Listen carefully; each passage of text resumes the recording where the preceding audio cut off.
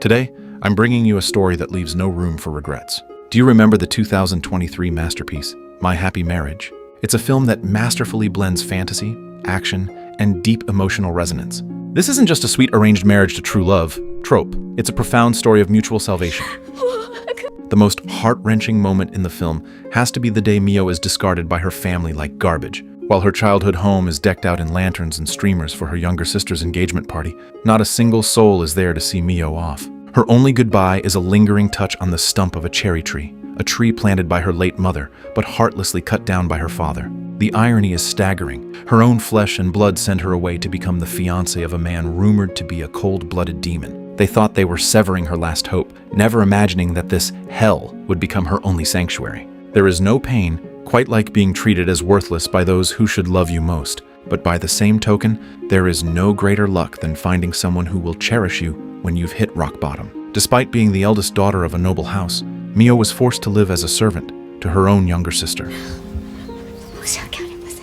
Her father turned a blind eye, silently condoning the abuse. Mio learned to survive through total submission, even watching helplessly as her only childhood friend, the one person who ever cared for her, was forced by political pressure to marry her half-sister instead. To consolidate their power, her father decides to marry her off to the head of the Kudo family, a clan known for their immense supernatural abilities. There is no grand procession for this bride. In fact, Mio realizes that despite her noble birth, her entire dowry consists of nothing more than a few thin, worn-out clothes. As her family obsessively plans her sister's lavish wedding, Mio departs alone. Before leaving, she touches the remains of her mother's tree. Though it's nothing but a stump now, it remains her only emotional tether to this world, the last physical memory of the woman who loved her. Under the falling cherry blossoms of her memory, she once had a happy life. But in a society where family honor is everything, a girl born without the gift, a supernatural ability, is seen as a failure. Her gifted younger sister was deemed superior in every way, and she took great pleasure in Mio's suffering. The rumors about the Kudo heir, Kyoka Kudo, were terrifying. He was said to be eccentric and ruthless. Stories claim that many noble daughters had been engaged to him before, only to be driven away or, worse, brutally murdered on their way to his estate. Mio had heard these whispers from the servants, but to her life was already like walking on thin ice. She was willing to endure any hardship as long as she could escape the clutches of her family's evil ways. After a long journey through winding mountain roads, Mio finally arrives at the Kudo gates. Contrary to the opulence she expected, the estate is strikingly modest. Upon meeting Kyoka for the first time, Mio's first instinct is to kneel on the floor. She has long since grown numb to the world's indifference. Her only goal is to be as compliant as possible to survive. However, Kyoka's cold demeanor sends a shiver through her heart. He seems even more harsh than she imagined. ここでは私の言うことに絶対従え。出て行けと言ったら出て行け、死ねと言ったら死ね。異論反論は聞かん。And for a moment, it feels as though her world is once again swallowed by a darkness without a single ray of light. The next morning, Mio wakes up early and heads straight to the kitchen. As she skillfully prepares a meal, she is discovered by Yuri, the household manager. Yuri is initially shocked but quickly offers a warm smile, telling Mio that she doesn't need to handle such menial chores. After all, she is the future lady of the house. But Mio insists. Unable to refuse her persistence, Yuri helps her prepare breakfast for the master. But Mio's efforts are met with a chilling reception.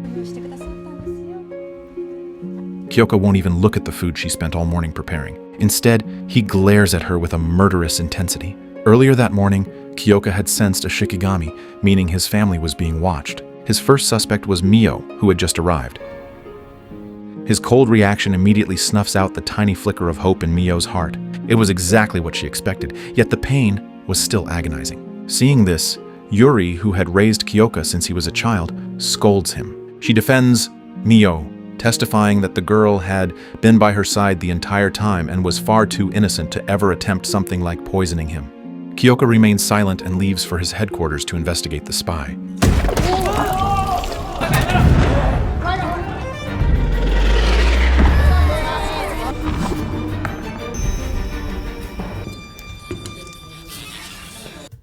Okutsukiに眠る異能者は戦闘で無残に散ったものや。その力を悪用した反逆者たちだ。この虫が偶然流出したとは思えません。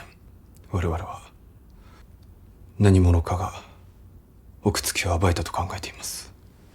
ああ、恋に封印が破られ、あまたの虫が解き放たれてしまった。宮内正直の部隊と術者が回収に当たってるが、犯人の目星も未だついてない。It isn't until nightfall that he returns home, exhausted, only to find Mio waiting for him at the door. She desperately tries to explain herself to prove her innocence, but Kyoka's gaze shifts to her clothes. He notices how tattered her dress is and sees the thick calluses on her hands. She is nothing like the pampered noblewomen he has met before. In that moment, he senses that this girl carries no malice. Soon after, Kyoka heads to the bath. Kyoka declines Mio's offer to start a traditional fire for the bathwater. Instead, with a flick of his wrist, he summons his own pyrokinesis, heating the tub to a perfect boil in an instant. Mio watches, breathless, witnessing a level of power she could only dream of. Sensing that she poses no threat, Kyoka finally begins to shed his icy exterior. なぜ息をするように謝る？謝るな。謝罪をしすぎると軽くなる。今朝の件は警戒したに過ぎない。明日も作ってくれ。Kudo then handed Mio a packet of herbs, instructing her to put it in the water when she bathed him. But instead of feeling comforted by this gesture, Mio is consumed by a quiet agony. She knows the truth. She was born without a gift, the very reason she was treated like a pariah by her own family. She is terrified that once the Kudo family realizes she is talentless, she will be cast back into the shadows. To her surprise, this time Kudo picked up his chopsticks and savored the food carefully, even praising her cooking skills. But rather than smiling, Mio finds herself overwhelmed. Tears begin to stream down her face. Kyoka, a man defined by his stoic military discipline, is caught completely off guard. He watches her, flustered and confused, realizing just how broken a person must be to weep over a simple, offhand compliment. In that moment, a deep sense of sympathy takes root in his heart for this girl who wears her humility like a suit of armor. Before leaving for work, he pulls Yuri aside and asks her to keep a close eye on Mio's daily life and report back to him. Meanwhile, he heads to headquarters and pulls the classified records on the Saimori family. The files ignite a cold fury within him. The records confirm that Mio had been systematically shunned and abused for years simply because she lacked a supernatural ability. Her life, following her mother's early death, had been nothing but a tragic history of suffering. Seeing his commander so fixated on these personal files, Kyoka's new aide can't help but be curious. He's never seen the legendary Captain Kudo show this much concern for anyone, let alone a fiancé. Perhaps Kyoka himself hasn't realized it yet, but this fragile yet resilient girl has already found a way into his heart. One afternoon, seeing Mio walking through the hallway with her head habitually bowed, he stops her. With a tone that leaves no room for argument, he declares that he is taking her out on the town. The next morning, as Mio prepares for the outing, Yuri notices something remarkable. The thick, painful calluses on Mio's hands have started to fade. Mio shyly wonders if the herbs she's been handling for Kyoka's bath might have accidentally healed her own skin. Yuri lets out a warm, knowing laugh. She reveals that Kyoka has always hated the smell of medicinal baths. He only requested them as a secret way to treat Mio's injuries. Mio stands frozen, a mix of joy and guilt swirling inside her. She still believes that, as someone without a gift, she doesn't deserve such kindness. However, she completely underestimates her own natural beauty. When Kyoka sees her ready for the outing, he finds himself looking away, his heart fluttering with an attraction he hasn't felt in years. He takes her to his favorite high-end boutique, much to the surprise of the shopkeeper, who has never seen the master bring a woman to her shop. As the shopkeeper teases him, Kyoka awkwardly avoids the questions, his gaze lingering on Mio. He notices her eyes light up as she touches a piece of delicate pink fabric. When he asks about it, he learns that Mio's mother used to wear that very shade of pink. Despite Kyoka's growing warmth, Mio still speaks with her head down, out of habit. Every time she does, Kyoka sternly but gently tells her to look up. He doesn't care about rigid etiquette. He wants her to find the strength to be herself. 顔を上げろ。小さくなる必要などない。謝罪ではなく、素直な言葉を聞く方が私も嬉しい。And the moment Mio finally raises her gaze, a seed of hope begins to bloom in her heart. Later, she tries a sweet dessert for the very first time. Her face lights up with a pure childlike joy that is impossible to hide. Watching her, Kyoka can't help but smile himself. In that quiet, shared moment, the bond between them deepens into something real. But the peace is short-lived. A few days later, while out running errands, Mio crosses paths with her cruel half-sister. Hoping to avoid a scene, Mio's former childhood friend tries to lead the sister away, but she refuses to budge. Instead, she ramps up her verbal abuse, mocking Mio with more venom than ever. This time, Mio doesn't cry. She holds on to the words of encouragement Kyoka gave her. But the intense stress of the confrontation triggers a sudden asthma attack. As she begins to collapse, Arata Tsurugi appears out of nowhere and catches her. He places a hand on her head, using his own supernatural ability. to stabilize her. Within moments, her breathing calms. But by the time Yuri catches up to them, the mysterious savior has already vanished. When Kyoka hears what happened, his patience snaps. He storms over to the Saimori estate and delivers an icy warning to Mio's father. He announces that he will be providing a lavish dowry to marry Mio officially, but he demands a formal apology for the years of abuse she suffered. If they refuse, he threatens to sever all ties between the two families forever. As he prepares to leave, he crosses paths with Mio's younger sister in the hallway. With just a single glance at the silver-haired commander, she is instantly infatuated, but learning who he is only fuels her jealousy, and she begins to weave a dark plot to take Mio's place. Back at home that night, Kyoka hears Mio whimpering in her sleep. Getting no response, he rushes into her room to find her drenched in sweat, tears streaming down her face even in her slumber. Her hands are ice cold. As he reaches out in concern, a sudden, violent surge of supernatural energy erupts from her body, shaking the very air around them. Seeking answers, Kyoka tracks down Hana, the only servant who was ever kind to Mio and a confidant to her late mother. Seeing this familiar face from her past, the dam finally breaks. Years of suppressed trauma pour out of Mio as Hana comforts her with a mother's tenderness. This reunion gives Mio something she never had before, the belief that she actually has the right to be happy. お嬢様。不動様はいい方ですね。 Empowered by this realization, she goes to Kyoka. Trembling, she finally confesses the shame she's been hiding, that she has no gift. She tells him she felt unworthy of him and only stayed silent because she couldn't bear to be exiled again. Mio braces herself for his rejection, but it never comes. Instead, Kyoka accepts her for exactly who she is. いつまでそうしているつもりだ。異能などどうでもいい。私たちの間には必要ない。お前に出て行かれては困る。もう少ししたら正式に婚約しようと思っているのだから。嫌か、私とこのまま暮らすのは。私、ここにいたいです。旦那様が許してくださるのならば。許すも何も。私がここにいてほしいんだ。他の誰でもなく。In that moment of validation, Mio's eyes light up with a brilliance that can't be extinguished. She vows to spend the rest of her life cherishing this man who chose her. Mio begins hand-delivering lavish lunches to the office, worried he's working too hard to eat. To the shock of his soldiers, the legendary Demon King, Kyoka Kudo, starts smiling in public. Though he is busier than ever with military duties, he makes sure Yuri buys the finest silks for Mio to choose from. But their peace is shattered when Mio is suddenly abducted. Her own father and stepmother have kidnapped her, intending to sell her off so that her sister can take her place and marry into the Kudo family.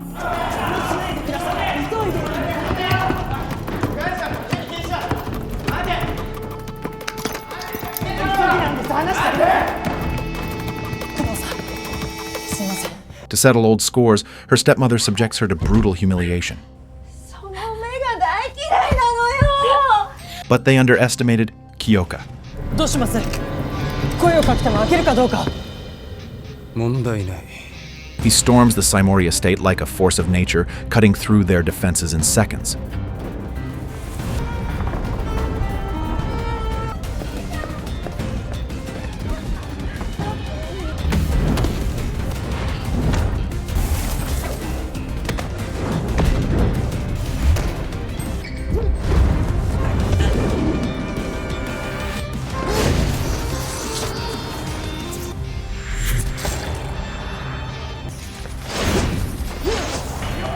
Mio refuses to break. She knows she has finally found a happiness worth fighting for.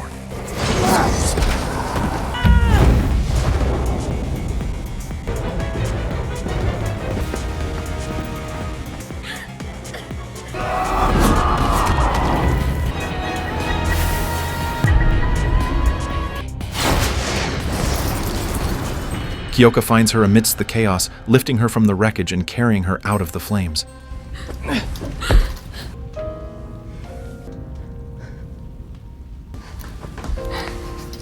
As they leave, her sister screams out, demanding to know why she wasn't chosen. Kyoka doesn't even look back. 天地がひっくり返ってお前を選ぶことはない。Days later, Arata Tsurugi visits the Kudo estate. Seeing the bruises on the girl's face, Arata couldn't help but ask her how she got hurt. これは名誉の負傷です。 Watching the two people who were clearly in love, Arata's face was filled with displeasure. Before leaving, he hands Kyoka a magical shikigami, telling him that if he wants to end Mio's nightmares, he must bring her to him. Sensing a deeper conspiracy, Kyoka dives into the classified archives of the ancient gifted families. When he finds the lineage of the Usuba clan, Mio's mother's family, the pieces click into place. Arata Tsurugi is actually Arata Usuba, Mio's own cousin. Kyoka realizes that only the Usubas hold the key to Mio's deteriorating condition. Without a second thought for his own heart, Kyoka takes a weakening Mio to Arata. There, the head of the Usuba clan reveals a staggering truth. Mio was never talentless. In fact, she carries dream sight, the most powerful and feared ability in the history of the Usuba bloodline. Her mother, knowing the power was too vast for a child to control, had sealed it away to protect her. Now, the seal is breaking. If Mio doesn't stay with the Usubas to learn to control it, the power will consume her life. This means a heartbreaking separation. Even though Kudo was filled with reluctance, he still resolutely chose to leave alone rather than risk her life. 私の言うことには絶対に従え。かしこまりました。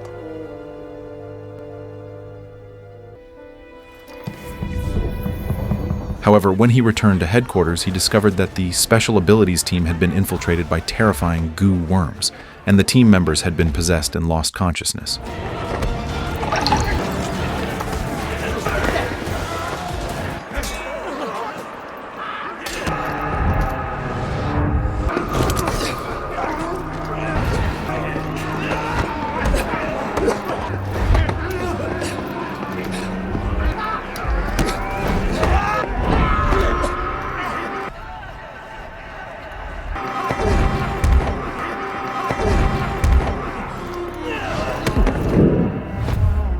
The Emperor, fearing the Kudo family's rising power, has unleashed parasitic ghouls that possess the soldiers, turning them into mindless puppets.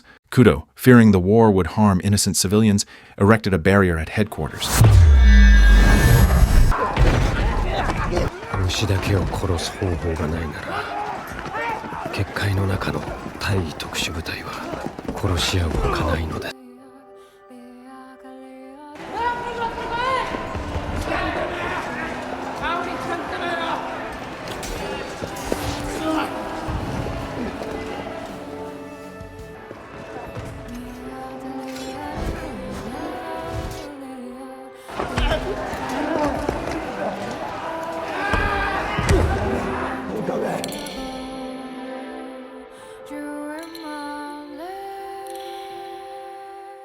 This action would also prevent those within the barrier from using their supernatural abilities, meaning they would have to fight amongst themselves. He is forced into a tragic battle, defending himself against his own comrades who have lost their souls.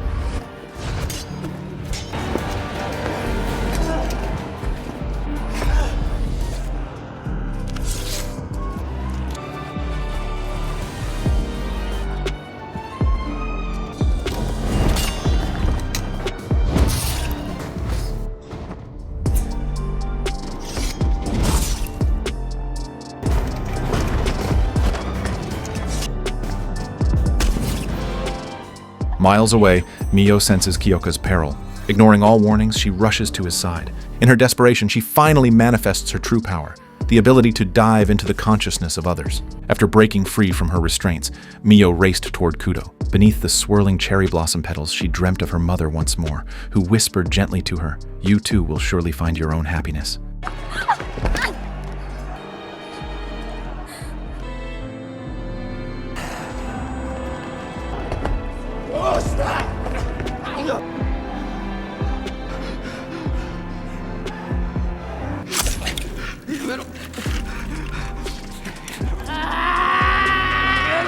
At the critical moment, Mio finally arrived. Standing outside the barrier, she unleashed her dream sight ability, her consciousness instantly piercing through the divide to enter Kudo's mind.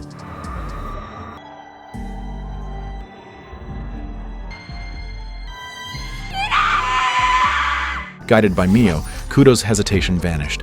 With absolute precision, he severed the demons lurking within his men. However, the burden of using her gift for the first time was too much for Mio to bear. Fortunately, Arata arrived just in time, using a secret technique to stabilize the chaotic power surging within her.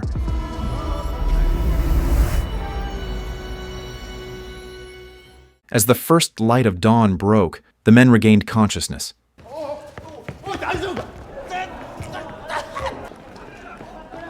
And Mio finally saw Kudo, safe and unharmed. In the end, the once timid girl had become resolute and strong, while the cold man had learned the meaning of love and protection. Two lonely souls had finally reached the dawn of true love. For Kudo and Mio, happiness was not a simple gift, but a grueling trek through a biting blizzard, leaning on one another to survive until morning. Kudo was Mio's savior, liberating her from the cage of her family and granting her the dignity and love she had never known. Yet, Mio saved Kudo in return. With her kindness, resilience, and gentleness, she melted the ice around his heart. She transformed him from a mere weapon of war back into a man of flesh and blood, one who could smile and feel. True redemption is not about becoming someone else. It is about finding yourself. This is their unique, happy marriage. It began as a cold political transaction, but ended as a fervent, mutual journey toward one another. No matter how dark the abyss you once inhabited, please do not give up hope. Somewhere in this world, someone is crossing through the crowds just to find you. Even if the entire world casts you aside like a worn-out rag, I will personally dress you in the most beautiful wedding gown. May every soul trekking through loneliness find that person at the next corner, the one who will hold an umbrella for you and wait by your side for the flowers to bloom.